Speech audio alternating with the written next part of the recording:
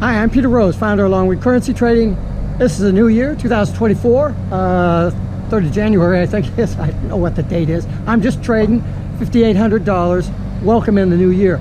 It isn't so much about a new year, it's about coming back, getting back on the horse after, yeah, I felt sorry for myself because I screwed up a couple of times last year, big time. And so we're just going to make it different and change it. So that's what we'd like to talk about today. Not we, I'd like to talk about today, to try to put away your fears about loss. Speaking of loss, that is my, the brook is coming down from there and then going and exiting from under a pipe under the ground. And there was so much storm. If you go back in some of my videos, you'll see the bad storms that we had. We got 5 inches of rain here a few weeks ago, and it just decimated this entire area. And the water was coming down the brook so hard that it washed the drainage pipe and got full of silt, and there were logs in there and all kinds of stuff. So we got to dig the whole thing up and start again. Loss, that's loss. So what do you do when you have a big loss like that? It costs big money to have somebody come out and do that. So what did I do? I got a trade on this morning, and that's for the 5,800 I was talking about, 2 trades, and hauled in some wood for the wood stove. So let's go in and see if the wood stove is working, because it's cold out here. This is not what I want to do, is stand around outside there. Let's go take a look at the wood stove. Yep, we're good. Okay, so the real thrust of the video is that you can't have any fear of trading, because as soon as you fear loss, that's not good. It puts you in a bad emotional state. You should have fear, because there's times to be fearful and there's times to be greedy, of course, but fear itself of the trading process, or oh, I can't do this, I lost a lot of money, that has no place. I showed you the excavation work that's going on outside. We're inside now. Let's see if you can see it through the window. Rob is out there fixing things up. Let's get the camera back. That's an unexpected expense. That's $6,000 to have him come out and clean all that up and redo it. So where does that money come from? If you're working a regular job and you get something like that happen, it's got to be fixed. If you don't fix something like that, then you flood the basement or you cause other problems. I mean, even if you rent an apartment, replacing a nice couch or a sound system that blows out on you, that can be a significant expense. Now, I've got about I don't know, $3,000 sound system, 5.1 surround, and so if that blew up, that's got to be replaced. I mean, heck, got to have sound system. Where's that money come from? If you're a trader, and particularly a day trader, where you're adjusting your P&L on a daily basis, you're not really afraid of holding anything over and waiting for something to happen so that you can plan your financial life, whether you're going to be able to trade with more lots or whether you're going to be able to pull some money out and pay for something like this. Trading is just not about replacing your job income, but it's having an emergency store of money available to you, so that if crisis happens, you've not only got the money to draw off of to pull it out, but you've got the skill to replace that money. If you just work your job and you're saving your money and putting it in the bank, and all of a sudden a catastrophe hits and you've got to pull out $2,000, which is the sum total of your liquid cash savings, and it took you 8 months or 2 years to work that $2,000 up, where's the replacement money going to come? It's going to take you 2 years more to do that. What happens when you get to be 50 years old and you've got age discrimination, or your body is breaking down from the physical labor that you've got to do? That's fear. Because once you use that money, it's gone. Once you pull that money out of that IRA, it's gone. It's sure, it's making money in the background, but if you're retired like I am, you have what's called required minimum distribution, RMD. You have to pull out a certain percentage of that money because the government wants that money pulled out so they can tax it before you die. And you pass it tax-free to your heirs. Oh, the game is rigged against us, and we simply have to know the rules so that we don't get hurt too much. Guys, if you are not really stepping back and writing the correct type of trading plan, you don't understand what you're trading for.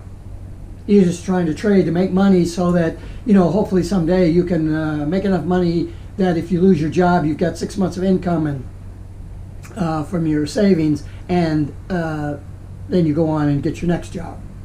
But once you go on and get that next job, you've got to replace the money that was in savings. How do you do that through your job? It's so difficult to save money when you're working a job if you're not making a lot of money. When I'm looking at my trading, I mean, I have money. I don't need the money to trade to build my wealth. I got plenty of money to last me through my lifetime, and there'll probably be some left over to pass on to my kids. I don't need the income because I worked really hard during my life, and my Social Security check is high, it's good, and I have savings, and combined together, I have no problems. But my trading is still based on the reasonable process of why you make money, why you work. You don't work to make money. You work for the money because the money buys you time, or it buys you emergency expenses like this. You think the money of this, I don't have to go to my savings account and pull that money out. I don't have to go to pull off of my IRA and take a 9% penalty for pulling money out early to do this. I wrote the guy a check, and that's it. That came out of my checkbook. Now, will I want to replace the money in my checkbook? I carry a nice balance in there, so I don't have to worry about stuff like this. I still trade in order to provide the emergency case of, well, what happens if I got to do this? That's those resources that we build on. I think that's why you see a lot of the folks out there that are doing side hustles or multiple streams of income. I don't believe in any of that because I don't think you're applying your direct attention to the task at hand. I mean, what are you going to do? Even in trading, what are you going to do? You're going to trade the S&P and FOREX and bunds and, I don't know, sugar or something, Kansas City wheat. All of those things have different characteristics to them. Trading cars is different than trading stocks. But why spread yourself out? What are you trying to do? Diversification can protect you in the stock market over the long run. But when you're trying to accumulate wealth, or you're trying to create an income stream to replace your job income, you're not going to do it through diversification. And you're not going to be able to do it if you don't have risk factors implicit within your plan that you're trading. So I can come here and say, oh, I made $5,800 today. Sure, I didn't do that on a $10,000 account. I'm not trading at 200 to 1, I'm trading at 10 to 1.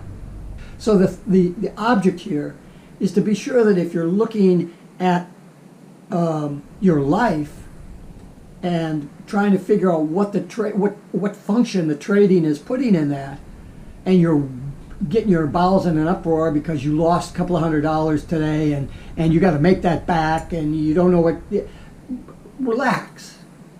Learn your craft, learn how to trade, and understand that your trading is a skill that you'll be able to sit down at the trading desk in the morning and make a couple of $100 every day, let's say 3 days a week.